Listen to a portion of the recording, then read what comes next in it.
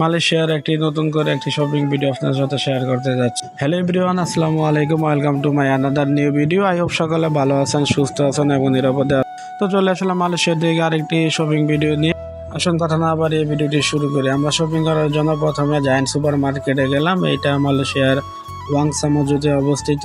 তো এখানে আমি আর এরশাদ মামা গেলাম। হয়তো অনেকে জানেন, আমাদের নতুন একটি সাইডে আমরা গেলাম কিছুদিনের জন্য কাজ করার জন্য।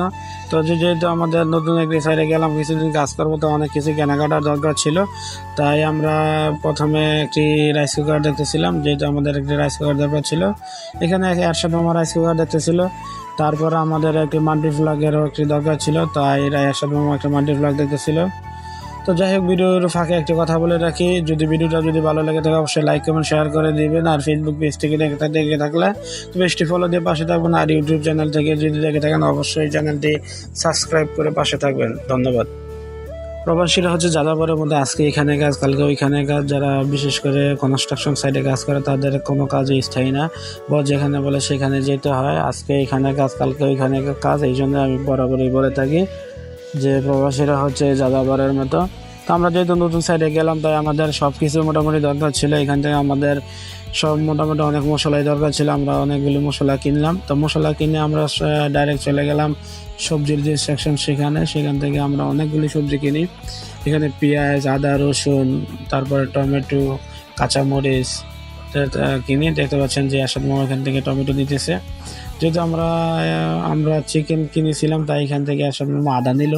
আমরা কিছু ফল নিয়ে কিনি, যেমন ড্রাগন ফল, কলা, এগুলি আমরা এখান থেকে কিনি। তো আপনারা ভিডিওতে দেখতে পাচ্ছেন এগুলি আম। মালয়েশিয়ার আম কিন্তু অনেক সুস্বাদু হয়, অনেক মিষ্টি হয়। এখানে লিচি দেখতেছেন, এক বক্স লিচির দাম 60 টাকা করে। তো এখানে গরুর মাংস, এখানে মুরগির চিকেন, হোল লেগ, প্রতিটা পিস 2 টাকা করে। তারপরে এখানে মুরগির মাংস আলাদা আলাদা করে বিক্রি করে প্রত্যেকটা পার্ট। তো এখান থেকে আমরা মুরগির রান নেই, তারপর মুরগির বুকের অংশটা নেই। তারপরে এরশাদ মামা এখান থেকে মুরগির গিলা আর ঠ্যাং নেয়। যেহেতু প্রবাসীরা আসলে কাজ করে সারাক্ষণ, তাই প্রবাসীরা চেষ্টা করে যে কাজের পরে রান্না করতে যেন তাড়াতাড়ি হয়। তাই আসলে প্রবাসীরা বেশিরভাগই তাদের মাংস খাওয়া হয়। এখান থেকে আসলে চিংড়ি নিতেছিল, আরও বাঙালি ভাই এখান থেকে কাজ করতেছে। তো ভিডিওতে দেখতে পাচ্ছেন।